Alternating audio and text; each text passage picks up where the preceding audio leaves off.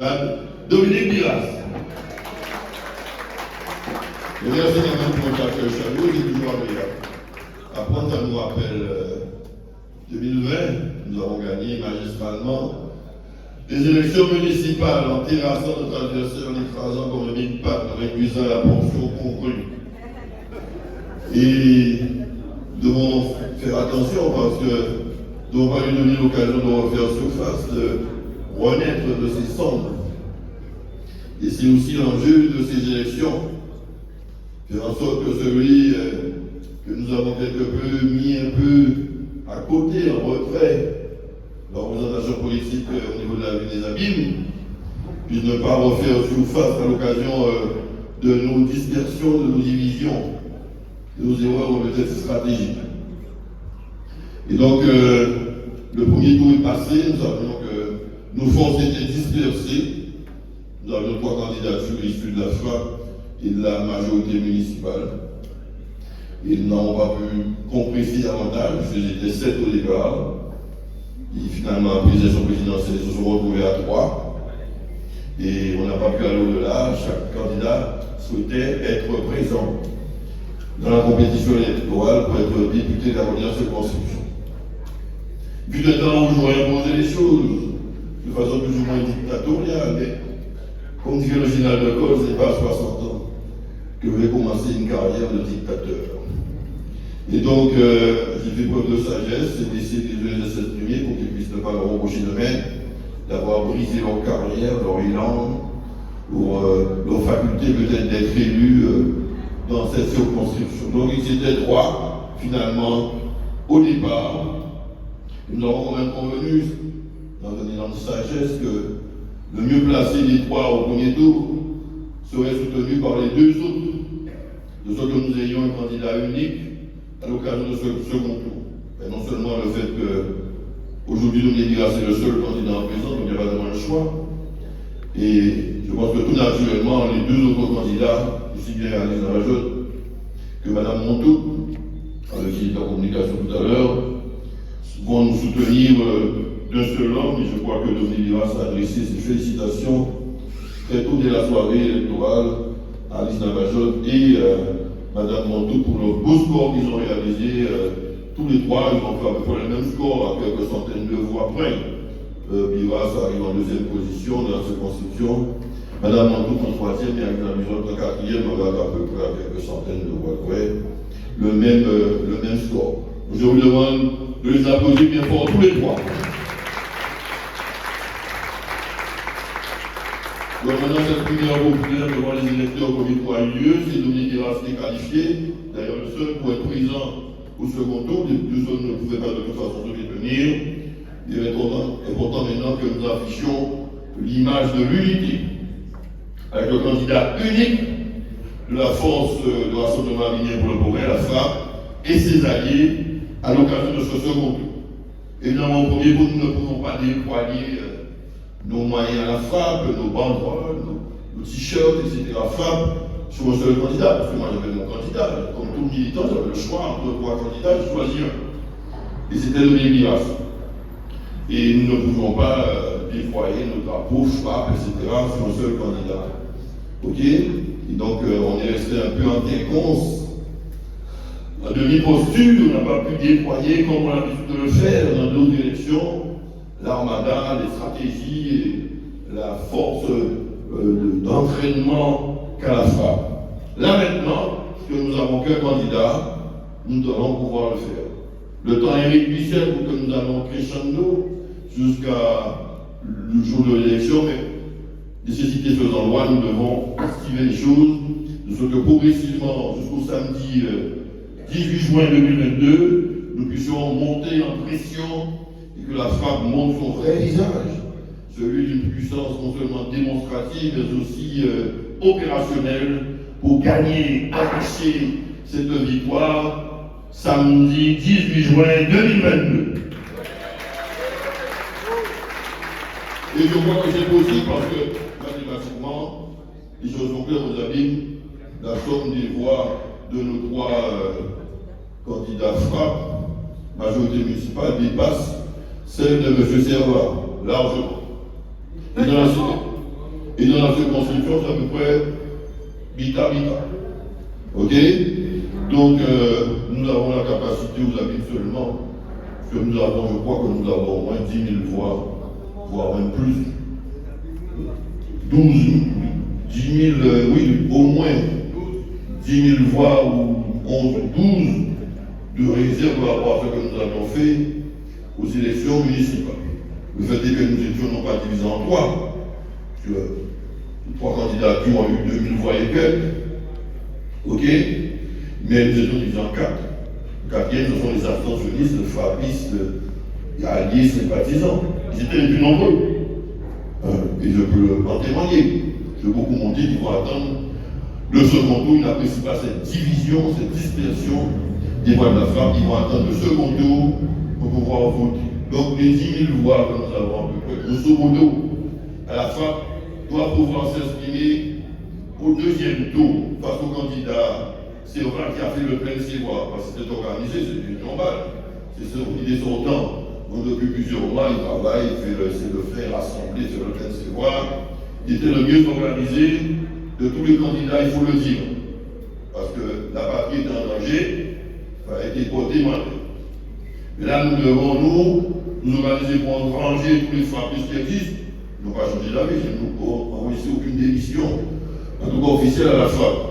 Pour mobiliser, rassembler tout cet électorat potentiel que nous avons, pour pouvoir pas renverser la vapeur, parce que, encore une fois, la somme déjà des candidats qui ont pu glaner sur leur candidature quelques suffrages dépasse le résultat de M. Servois.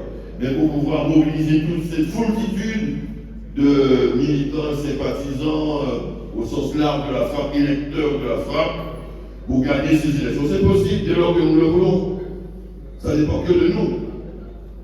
Que nous puissions faire le minimum. Que nous mettions, comme je l'ai dit hier, l'ouvrage sur le lycée, travailler, prendre de la peine, c'est le fond qui manque le moins. La voix et ses enfants, de La Fontaine. Donc nous devons, durant ces quelques jours, faire le nécessaire pour pouvoir, et le sacrifice, comme disait Frédéric Lacroix, est la marque de véritable amour. Organisez-moi la frappe, nous sommes notre commune. Nous ne voulons pas que la députation reste dans les mains de ce monsieur Servat, qui est resté pendant pratiquement toute la durée de sa mandature, dans la Macronie avec Macron, en béni oui, qui a très rarement opposé quelques propositions, excusez-moi le tribunal, à la politique de Macron, et qui, le 31 mai, en pleine campagne législative de la députation, nous dit qu'il démissionne de la République en marche, parce qu'il était sous la pression. Je lui dis, mais tu fais seulement pas encore avec Macron, mais tu es toujours inscrit. Donc il démissionne dans la valide in extremis le 31 mai. Alors que les élections, le premier tour, ont lieu le 11 mai, 10 à 11 jours. C'est pas crédible. Vous restez pendant toutes les 5 années avec Macron, tu démissionnes 10 jours avant le premier tour et tu veux qu'on te croie que tu es donné ainsi Macron. C'est pas sérieux. Et en plus, il nous raconte qu'il a un bon bilan. Il a un bon bilan avec Macron, il était macroniste. Il a un bon bilan avec Macron, en tant que député de Macron, de la République en marche à l'Assemblée nationale. Son bilan est bon, il le défend. Mais si tu as un bon bilan avec Macron, il fallait rester avec Macron pour continuer. Tu ne peux pas avoir un bon bilan avec Macron, en même temps, dire que tu démissionnes du parti de Macron, il y a un problème. Si tu as eu un bon bilan avec Macron, il faut continuer avec Macron pour continuer ton bon bilan. Il y a une contradiction là qui montre la degré de démagogie de ce député sortant qui veut nous tromper sur la marchandise. Alors, ce serait fort peu s'il en restait là. Mais devant la crainte qu'il a de ce rassemblement des forces de la frappe et de ses sympathisants et de ses alliés, évidemment, il se débat comme un diable en bénitier, il ne sait plus à quel sein se vouer. Et ce faisant, il observe les choses, il voit que nous avons eu Mme Montour qui était candidate à M. Bavardé au premier tour de la France Insoumise, qui nous soutient, nous avons un accord avec elle, je l'étais avec elle tout à l'heure, la France Insoumise Guadeloupe nous soutient. à l'occasion du second tour, des élections législatives. Et donc, ça l'embête.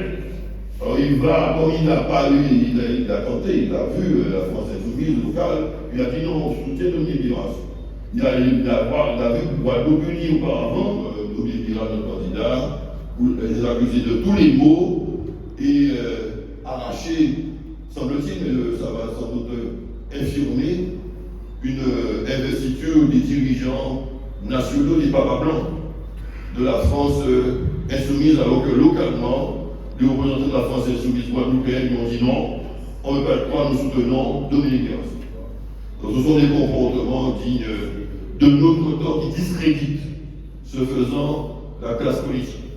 C'est de la prostitution politique. Je comprends comme une véritable pute politique qui cherche un nouveau macro, un nouveau procédé. Et nous devons balayer dans revers de main ce type de comportement indigne du peuple guadeloupéen. Au moment où nous prenons notre liberté de décision par rapport au problème de la liberté vaccinale, où la liberté est mise en avant, nous avons un petit... enfin, je ne sais pas davantage. OK, qui déshonore la classe politique guadeloupéenne qui participe de son discrédit. Alors je vous invite évidemment à sanctionner de ce homme ce type de comportement. Nous avons le soutien de la France insoumise guadeloupéenne. Nous avons le soutien de Nadège Montou qui était candidat au premier tour. Nous avons le soutien de son suppléant Philippe Bavardet, qui s'est exprimé hier en Canada, de sorte qu'avec le rassemblement des forces de la frappe qui se sont prononcés sur Navajos, se sont prononcés sur Dominique Biras, nous allons au-delà. La foultitude des militants de la frappe, ils ne sont pas allés voter parce qu'ils n'appréciaient pas, ils étaient les plus nombreux, ceux qui pensaient être une division, mais qui était une dispersion des forces de la frappe, mais fort de ce rassemblement, en tout cas de cette sélection encore. Le premier tour, nous n'avons qu'un candidat désormais à la frappe, donc tous les frappeurs,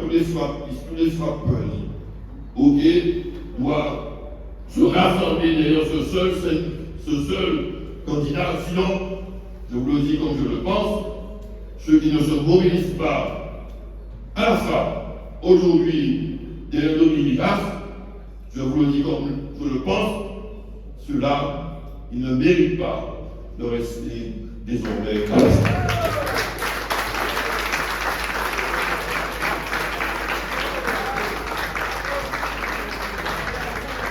Parce que l'enjeu est important. Il s'agit de donner à votre maire, président par excellence, à son équipe politique et administrative, les moyens demain d'avoir à leur côté un député loyal, fidèle. Que nous l'avons éprouvé là-dessus depuis notre temps d'enfance. OK? Et un député qui a déjà fait la preuve de son efficacité sur tous les dossiers que je lui ai confiés, aussi bien au CIVAD, et actuellement, il met en place un projet de centrale multifilière, de traitement, de valorisation des déchets ménagers et assimilés qui va offrir des centaines d'emplois aux habitants, notamment de la première circonscription de la Guadeloupe, c'est-à-dire aussi aux Abîmes. L'élu qui, quand il était président du SMT, a mis en place les bus orange, on appelle les bus Carolis. C'est le bébé de Dominique Biras. Et aujourd'hui, on essaie d'aller plus loin avec le transport collectif en site propre. C'est aussi celui qui, quand il était le plus jeune vice-président de la CCI, a défendu et a fait des avancées au niveau de la CCI en tant que vice-président de la CCI. Donc le monde économique il connaît, le monde de l'entreprise il connaît, le monde il sait compter, 1 plus 1 égale 2, il sait compter, parce qu'en chef d'entreprise on sait compter.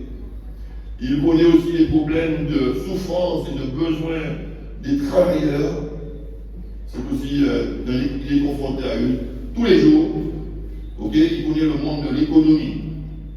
Et il sait bâtir, il sait construire, parce que n'importe quel entrepreneur, petit maçon, jusqu'au grand chef d'entreprise, sait bâtir, il sait compter, ok, et connaît la souffrance du monde du travail.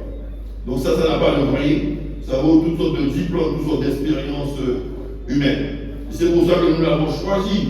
Nous avons notre amitié, la fidélité et sur la loyauté qui est aussi importante en politique. Parce que nous devons pouvoir compter sur quelqu'un de fidèle qui va m'envoyer, comme l'a fait M. Servat, ce poste de député pour chaque fois essayer de me déchouquer, comme il a essayé de le faire en 2020. Mais fort heureusement, Dieu merci, nous l'avons écrasé comme il part. Malheureusement, il revient, il veut renaître de ses ans. Et nous devons faire en sorte qu'il ne soit pas ainsi.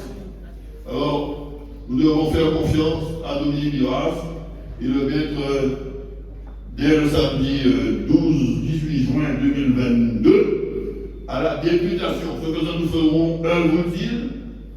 Nous permettrons à la vie des amis de compter sur un député qui ira, comme il a déjà fait ses preuves, c'est un député d'expérience, c'est pour ça que l'on se dit, qui ira défendre nos dossiers, la rénovation urbaine acte 2, qui ira défendre d'autres dossiers à l'Assemblée nationale auprès du gouvernement, partout où on peut glaner des subventions. Et puis nous aurons de l'argent pour cela, pour nos grands projets structurants. Et plus nous pourrons ménager des marges de manœuvre financières pour assurer la promotion de la vie associative, la promotion du sport et de la culture, la promotion des agents qui cherchent une augmentation de quota horaire, une promotion, un avancement, une meilleure formation professionnelle, de meilleures conditions de travail. C'est ça aussi l'enjeu, c'est vous, agents de la ville des Ardines, agents de la Caisse des écoles, du CCAS, de Cap Excellence, que nous ayons un bon député qui nous sert, qui fait venir les financements au lieu de combattre le maire, le président de Cap Excellence, de la Caisse des écoles du CCAS. C'est pour vous aussi une perspective d'embauche pour ceux qui sont en CDD, qui veulent un CDI demain. Eh bien, si nous avons ce député, en l'occurrence Dominique Biras, mais nous aurons davantage de marge de manœuvre pour faire tout ça. Et si nous n'avons pas, si nous avons M. Servat, ce sera tout le contraire. Beaucoup d'entre vous qui avaient quelques perspectives d'être peut-être après un CDD, les PEC, etc., les CDD, qui espéraient qu'après ces phases de CDD soient embauchés en CDI, nous ne pourrons pas satisfaire, pour vous tous en tout cas, vos ambitions. Et les conditions de travail, les avancements, les augmentations de quota horaire, on pourra les faire peut-être de façon réduite. Alors que si nous avons un député, on pourra aller franchement vers ces objectifs qui sont légitimes pour vous travailler, pour aspirer à une promotion au sein de votre emploi.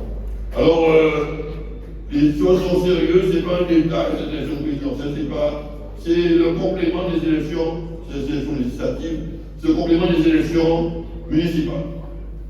C'est le complément. C'est le complément. C'est la deuxième mi-temps.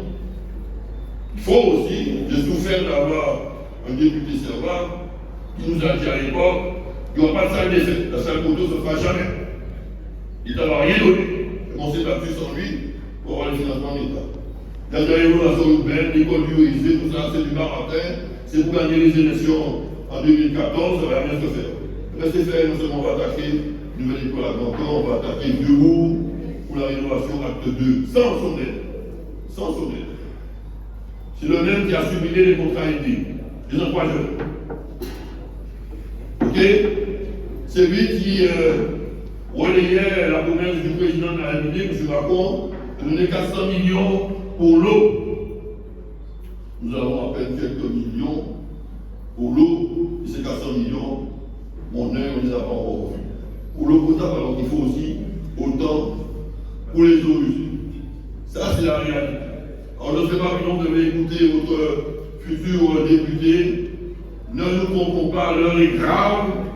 Mobilisez-vous, vous, agents communaux, vous, agents capacitaires de la Caisse des écoles, du CCAS, vous, citoyens qui voulez davantage de moyens, une qualité de vie meilleure à travers la rénovation urbaine, à travers les équipements structurants que nous allons mettre en place, notamment rénover notre stade, la piste, les tribunes, construire un nouveau palais des sports pour la jeunesse, pour le sport, etc., etc., etc. Et si nous avons débuté, nous pourrons aller plus loin et plus vite dans ces directions et faire en sorte que nous puissions, conformément à nos engagements vis-à-vis de la population en 2020, aller plus fort, plus loin, vers l'excellence, aussi bien la ville des Amis qu'à Cap Excellence, et ce faisant entraîner la ville du Morne-à-l'Eau et les 3 communes de Marie-Galante dans ce même élan, parce que nous sommes flanqués, plantés au cœur de l'archipel guadeloupéen, que nous avons une responsabilité historique, une responsabilité de servir de fanal, de locomotive, de boussole, de direction au restant de l'archipel guadeloupéen, et que cette responsabilité, nous devons l'assumer ensemble, désormais, dans cette première circonscription couplée avec Cap Excellence, et ainsi, aux côtés, en partenariat avec les pasteurs développés, avec les autres communautés d'agglomération, notamment à la Montagne-la-Bassine, nous pourrons participer éminemment au développement de l'ensemble de l'archipel guadeloupéen, et nous serons fiers du choix que nous avons fait en consolidant cette entreprise, en votant pour Dominique Mirage de son histoire, le prochain député de la première circonscription des Amis. Je vous fais confiance, ne me décevez pas. Et si vous me décevez, c'est vous-même que vous trompez, ce n'est pas moi. Je suis là serviteur à votre service. Ne me compliquez pas la tâche. Aidez-moi au contraire. Mon combat, c'est votre combat. Et ma victoire sera votre victoire. Merci.